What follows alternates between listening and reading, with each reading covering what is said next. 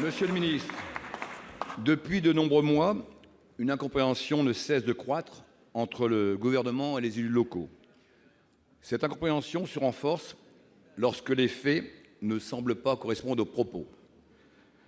La question des méthodes de calcul des dotations aux collectivités locales est un sujet extrêmement important, pour lequel des réponses précises sont attendues par nos élus. Le Gouvernement ne cesse de rappeler qu'il a stoppé la baisse des dotations engagées les années précédentes. Nous entendons ces propos, mais dans les faits, nous sommes sans cesse alertés par nos élus qui voient leurs dotations baisser sans pouvoir obtenir des explications des préfets ou de Bercy. On parle d'une baisse annuelle de 10 à 30 % de budget pour certaines communes.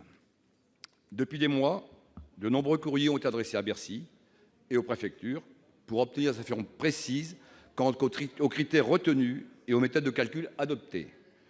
Personne à ce jour n'a obtenu de réponse.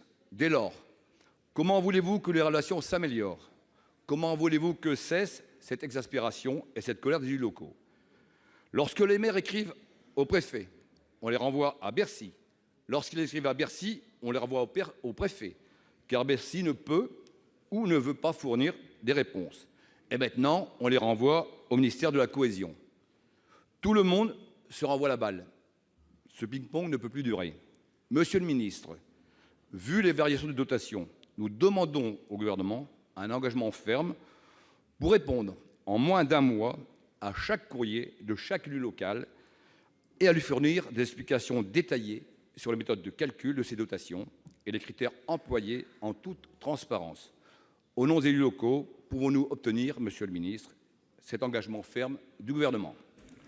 Pour vous répondre, la parole est à M. Sébastien Lecornu, ministre en charge des collectivités territoriales. Vous avez la parole. Oui, merci Monsieur le Président, Mesdames, Messieurs les sénateurs. Monsieur le sénateur Wattebled, cette question, je me la suis posée moi-même lorsque j'étais maire de ma commune.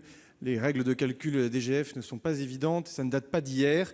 Il est vrai que les variations sont parfois importantes pour des raisons classiques et traditionnelles, l'évolution de la population, l'évolution de la péréquation, les critères bien évidemment de pauvreté, et puis aussi pour des raisons moins classiques et moins traditionnelles, ce qui explique les grandes déstabilisations de cette année et de l'année dernière, c'est bien sûr la modification du périmètre des intercommunalités qui a conduit à revoir beaucoup de calculs en la matière. Alors votre question est précise, c'est comment peut-on faire pour améliorer les choses? Déjà, je vous propose de ne retenir qu'une seule adresse, c'est celle de Jacqueline Gourault et la mienne au ministère de la Cohésion des Territoires. Premier engagement.